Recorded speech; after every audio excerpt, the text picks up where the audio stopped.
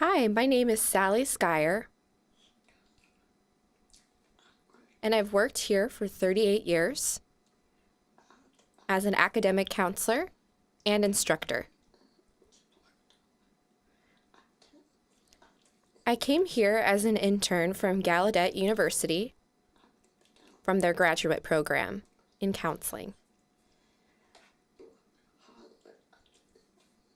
I was hired as an intern and worked for 2 quarters. After I graduated, I was hired as permanent staff. I began that position in 1978, and I retired last year in 2016. In total, I've worked 38 years here.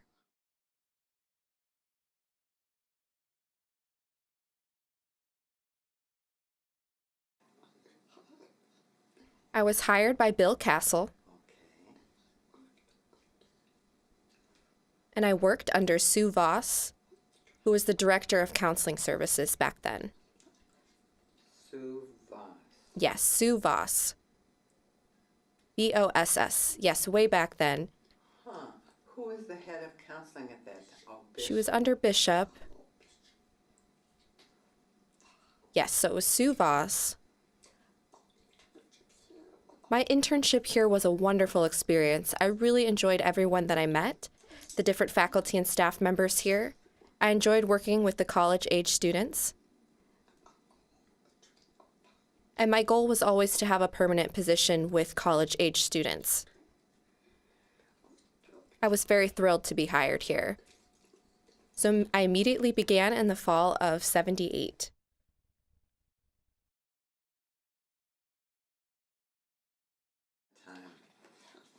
Yes, there was a large group of us. The people that worked with me were Fern Davis, Patty Legault, Jane Bolduc, Anne Van Ginkel, Marky Hoblet, Jim Kirsting,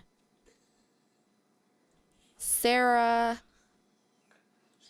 She wasn't married at that time. I don't remember her last name. Schaefer. And Lee Twyman. Right. It was a very nice group.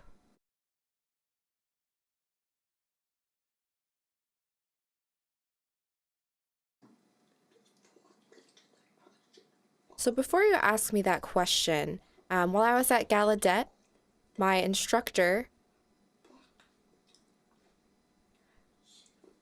she was my first role model. She was deaf, she was Black, and she was teaching at the college level. And she inspired me to want to work at the college level. She was a supervisor while I was an intern here. My first impression here was, wow, this is such a nice, open, and warm community. NTID felt like a family.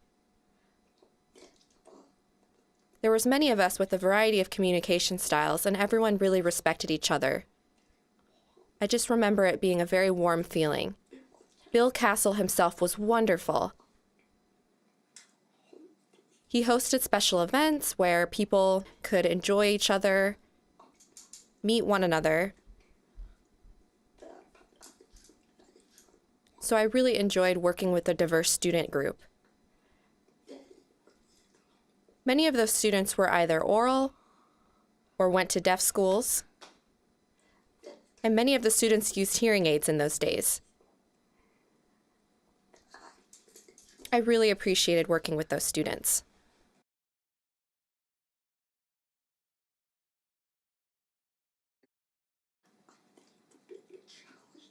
I think the biggest challenge that continued even after was every year working with the first-year students that would arrive here on campus. They all had different backgrounds, different school experiences, different communication styles, a variety of different experiences. Some had come from overprotective families. Some of them weren't used to living independently. So working with those students was always a challenge. to get them to really understand the importance of a college education, the importance of being independent, the importance of having an open mind. That was always a challenge. But after that first year, I really enjoyed seeing their growth during their second, third, and fourth years. More self-confident, and they were all ready for either working or to go on to get their bachelor's degrees.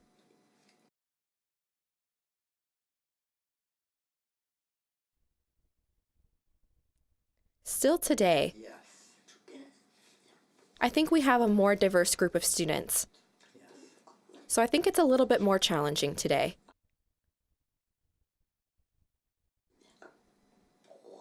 And also we have more students coming in now with cochlear implants. More coming in that don't know sign language. So that adds to the challenge. So really it's to help them understand deafness, what it means to be deaf, what it means to be involved in the deaf community. The importance of understanding and appreciating deaf culture.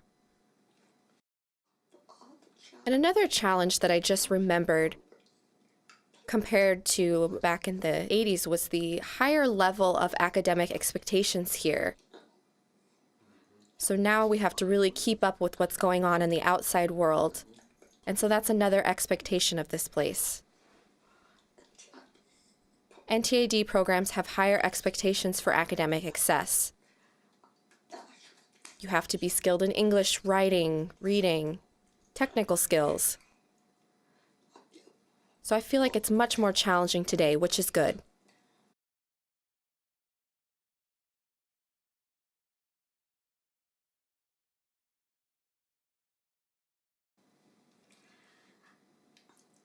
I'm very passionate. I definitely care about the students, and they know that I care about them. They know that I care about their academic success and their personal success.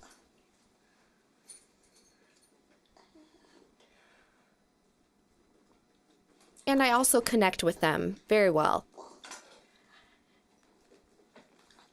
You know, I get them to come in and we talk, and I help them feel comfortable. I try to help them feel connected and develop a relationship. Because my experiences growing up without anyone who understood what I was going through during college. And I wanted to make sure that students today receive all the benefits and support to help them become successful. And I want the students to learn to be independent, so I'm very passionate about that.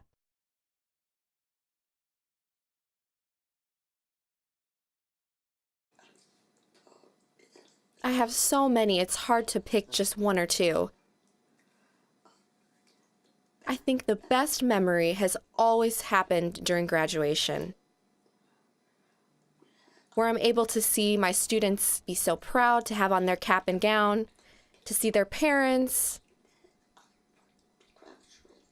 to tell their parents that they're happy and that they wouldn't be there graduating without their support. So I think that's what I appreciate the most. Also teaching freshman seminar classes, I would have my cap and gown on and they would ask me, "What are you doing?" And I would tell them, "I want you all to envision yourself when you're graduating. This is what it will be like for you. This is what it will feel like for you. Think about your dreams, your goals." So that's how I would teach the students. I wanted them to envision what's possible for themselves and that they could do it. You know, sometimes those students grew up and, you know, they would be told you can't do this or you can't do that. And my philosophy is if you try, you can do it. You should push yourself. So sometimes I tend to push my students. Sometimes they don't like it, but I tell them you have to do it. And that helps them be successful. And they're always proud later on and they come up and they give me a hug. And so I think those are my best memories.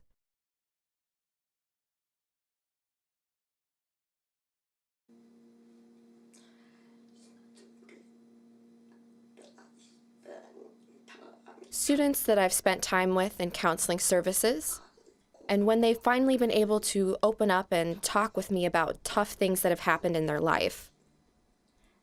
Essentially a breakthrough moment of things that maybe happened in their past and how they're able to now move forward. Maybe it's talking about coming out of the closet. Maybe it's about painful experiences and how they were able to resolve those and move forward.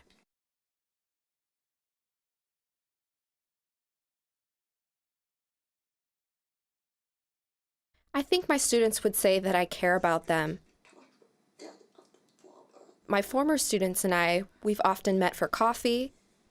We've chatted through Facebook, email, texting.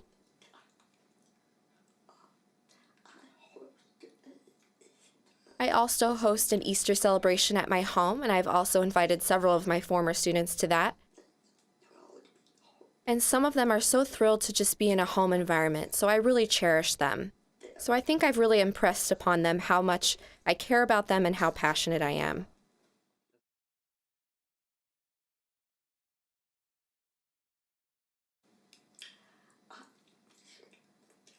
I envision the future of NTID having more technical programs, having more program options, more students going into different fields, perhaps vet tech or dental programs. I envision more and more students transferring to RIT programs and taking advantage of degrees.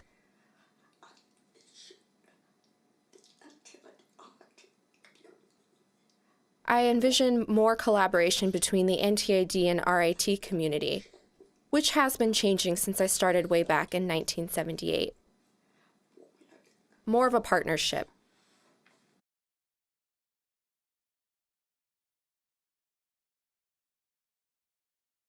I have a few stories, but I have one recently that sticks in my mind. Before I retired, I was trying to help resolve a student's schedule. The student had a bunch of conflicts. So finally the issue was resolved, and I was so excited that I was running to the student's classroom to tell them, and I completely fell right on my face. The whole classroom stood up, and everyone was in shock.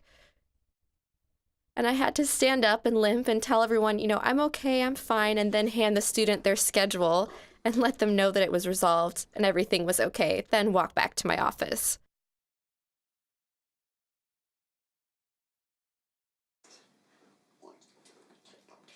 One student came up to me and they had spots all over their face, and I asked them, "What were you doing?" And they said, "I have the measles." They were standing in the hallway. Their door was closed and we were talking through the window. And I told them, I said, "You go to the dorm, you go to the student health center, you take care of yourself, and you do not go to theater practice tonight." So we still talk about that often to this day.